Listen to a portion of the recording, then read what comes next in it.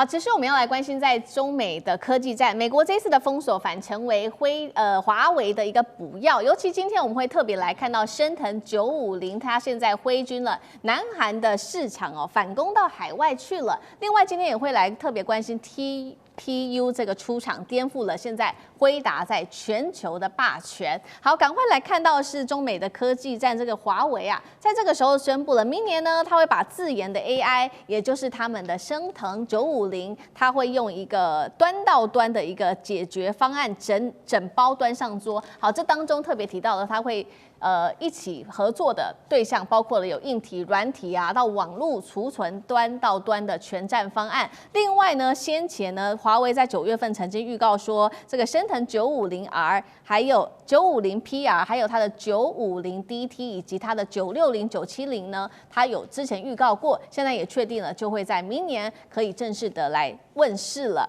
我们来看到两位大头怎么说，这个是孟晚舟，他认为智慧化的变革是华为长期战略的机遇，那么 AI 时代新征程是已经正式的开启了。黄仁勋倒是有一些紧张哦，他认为华为现在复制的就是当年的5G 扩张的模式，正在打造一条属于中国式的 AI 版本的一带一路。他这么紧张有道理吗？尚志哥怎么看？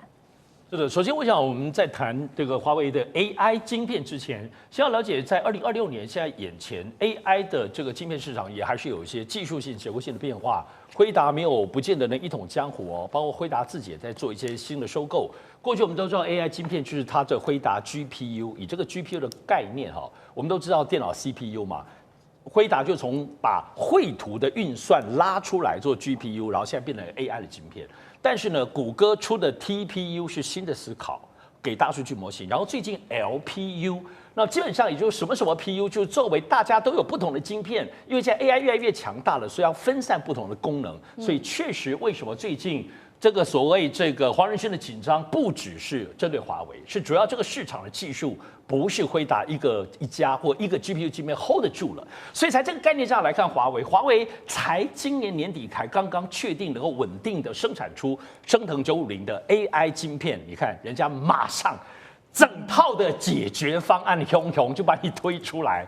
这个解决方案很厉害，我想我在节目当中也有细致的跟大家分享过，不只是这个晶片而已，辉达有整个的架构，包括软体、网络存储。辉达是不是？对不起，这个华为过去是做通讯的，所以它在晶片跟晶片当中用光学来通讯，也就是说它晶片比人家弱，可是它晶片跟晶片的联动是比辉达厉害的，而且它可以叠加到非常非常的大。所以最后体现在云算力来讲，单个晶片可能输你辉达跟谷歌，可是整个系统当中你做出来部分就可能一样强哦。特别是如果你是中小型的企业需要运用，而且这里头重点来的，它为什么这套推出？显然就是因为在市场上，现在虽然中国跟美国是最大的 AI 市场的需求，制造业、工业什么服务业都要用，但你觉得人家中南美洲不要吗？非洲不要吗？中亚的一带一路的国家看着全世界的 AI， 人家不要 AI 吗？所以这些都是华为已经布局的市场，包括中国电动车全部都卷在里头的时候，华为当然推出这个东西就可以直接卖给这些国家。我们刚刚讲的这些逆差国家，来自中南美洲、非洲比例都有啊。对，所以华为好惊人哦，只是能够做出他们自己的这个5奈米的部分，甚至未来还有以下往3奈米的这个 AI 晶片的时候，啪啦啪。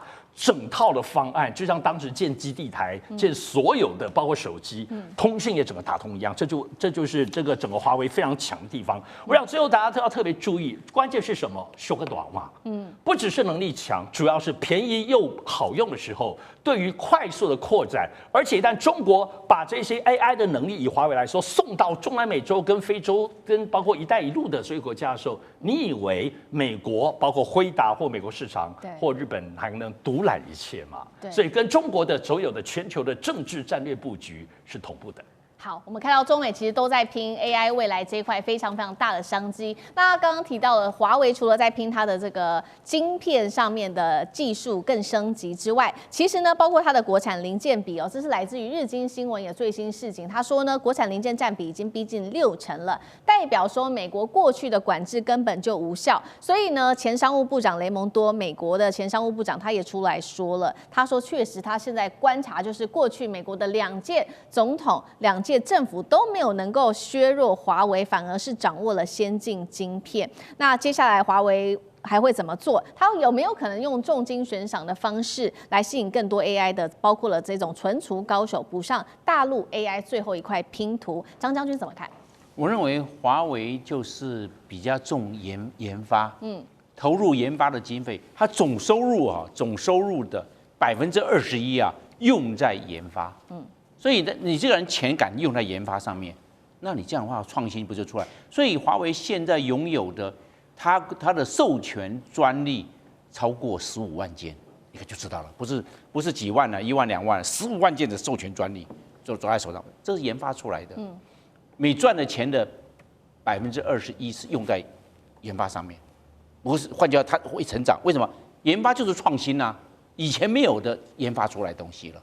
所以，就算西方国家对它实施科技战，还有智慧财产权的管制，那这样的话可能更会促进华为在这一方面突围，投资更多的钱。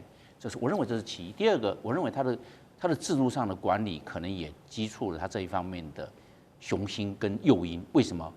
华为是100%的股权全部给员工，任正非他占所有的这些股权的比例1%，其他9%全部是工会组织，全部是属于员工。那今天员工在，我做的事情是为我自己赚钱，股票都是在我们员工手上，大家拼了嘛，我们大家都是一个体，我们大家一起赚得多，那大家这种股权不是说我赚了钱不是给我的，是给股东。赚了钱，我也是股东啊，我也是工人啊，那是为了自己赚钱啊。这个结构，这个诱因啊，分红入股。那这方面的话，对工人来看的话，他会感觉到有归属感，有成就感。他拼的是为了自己，不是为了股东，因为自己就是股东。所以我们来看，这是个结构问题哦，也是它基础它向上不断突破的一个原因。它的经费，我们研发经费一年，这个华为是1800亿人民币，换算成台币的话，7000多亿台币，你想想一年哇，7000多亿台币做研发，那你想想看你会不会突破？对，这个就是我们讲到，你只要把钱用在哪里，成就就会在什么地方。那今天西方国家对它做限制，难道华为就开始停滞延宕了吗？没有，他会想办法杀出重围。所以美国感觉到好像对它效果有限呢，它过不几天又出来了，光刻机又出来了啊，这样子啊。他就开始敢投资啊，投资研发成果就展现出来。所以我认为西方国家对它的科技战、科技封锁或智慧财产权的管制，我认为效果还是有限的。好，所以我们现在看到，难怪这个黄仁勋要特别担心，他特别提到说 ，AI 版本的一带一路是否正在打造当中？除了华为之外，确实现在还要担心的，还包括了中国第2条的 AI 算力的路线，这个就是国产的 TPU 业者。今天带观众朋友特别来看到这个叫做中浩新英，好，它的第1代的 TPU 算力的效率，现在根据了解已经超过辉达 A100的1.5倍，而且能耗更低，是降低了30%。第2代晶片进入测试，预计明年就会正式的上市了。有没有可能直接对标，甚至超越 H200呢？它会成为未来颠覆辉达的一个真正的杀器吗？华干哥怎么看？你知道 TPU 是什么？就是张量处理器。张量处理器是 Google 的一种特别的，他们就是说他就是说他们研发的加速学习器就对了，那是就 Google 独有的。好，那中浩新英啊这一家国企，你知道他的 CEO 是谁？他叫杨拱一凡。杨拱一凡他以前就是 Google 的高阶核心研发者，也就是说这个人才啊都是 Google 训练出来的。那现在回来开了国企，国家支持他。那你今天你去想一想，你这些技术、这些 know how 都在我们这些就是我们是高阶 CEO 的脑袋之中已经成型了。回来之后，我们就是找研发人才。所以现在 TPU 它现在可以做的跟谷歌一样了。而且他说什么？第2代晶片，它的速度是1.5倍。它本来是一种学习型的，它现在变成训练型的。你就晓得说，那你怎么办呢？对。所以国产 TPU 它现在等于是第2条 AI 的战线，它已经开发出来了。那中浩新英它现在被认为是挑战辉达在 AI 晶片领导地位的未来的希望，这非常有可能。因为为什么？他说推理晶片的销售占比现在已经超越了训练晶片。那 TPU 能够进行3到5倍的性能提升，它的性价比会更好。所以谷歌云或是亚马逊云，像这种跟 GPU 来相比的话 ，TPU 是 GPU 的2倍，而且日行千里。你会发现现在是2倍，以后越来越是2倍。我跟你讲，杨拱一凡他在2023年他就已经有模型了啦，他在2023年就已经有这个模型出来了，但是你却不知道说他到今天他才宣布，等到他宣布的时候，你就可以晓得说他准备又要迭代了。